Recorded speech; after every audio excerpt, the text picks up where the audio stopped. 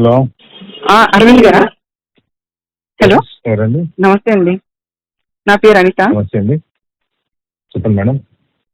Sir, Bandi Sanjay గారు అబ్బాయి చేసిన పనికి మీరు అసలు ఒక్క మాట కూడా ఎక్కడ మాట్లాడలేదు తప్పని. మేడం, బండి సంజయ్ గారు అబ్బాయి చేసిన తప్పని మీరు ఒక్క చోట కూడా మాట్లాడలేదు. నేను Bharatiya Janata party MP madam. అవునండి. మా పార్టీలో అడిగినప్పుడు మా పార్టీలో మేము చెప్తాము. అంటే బయట ఎక్కడ అన్యాయం జరిగిన చోట మీరు మాట్లాడతాం. అన్యాయం జరిగిన చోట ఖండించరా మీరు? మేము ఖండించాల్సిన చోట ఖండిస్తామండి. ఖండించేది ఉంటే ఖండిస్తాము. ఎప్పుడండి? ఎవరు అనిత అంటే మీరు ఎక్కడి నుంచి ఫోన్ చేస్తున్నారు? నేను లోకల్ అండి, హైదరాబాదు. నేను ఈ లోకల్ హైదరాబాద్ లో అంటే 1,00,00,000 మంది ఉంటారు. మీరేంటి, వాట్ ఆర్ యూ? నేను ఉద్యోగిని, ఒక ప్రైవేట్ ఉద్యోగిని. నేను ప్రైవేట్ ఎక్కడ? హైదరాబాద్ లో ఉంటుంది, రెహమత్ నగర్. ఏ కంపెనీ ఉంటుంది? రెహమత్ నగర్. నేను అడిగిన దానికి మీరు అడిగేదానికి సంబంధం ఉందా సార్?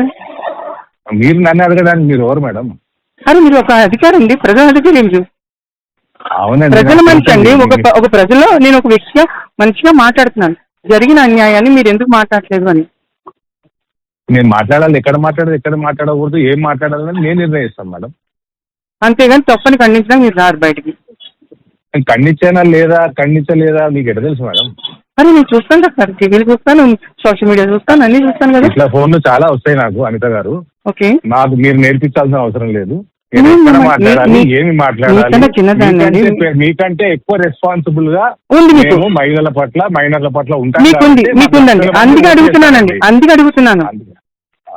సో మా బాధ్యత లేదో మీరు చెప్పాల్సిన అవసరం లేదు మేడం. నేను చెప్పట్లేదు సార్. ఎక్కడ నేను జరిగిన తప్పు అని ఎందుకు ఇప్పటివరకు మీరు ఖండించట్లేదు? ఎక్కడ అది మీకు తెలియదు. మీకు తెలియకపోతే నేను చేసినట్టు చేయనట్టు కాదు. ఓకే, సరే సార్, థ్యాంక్ యూ.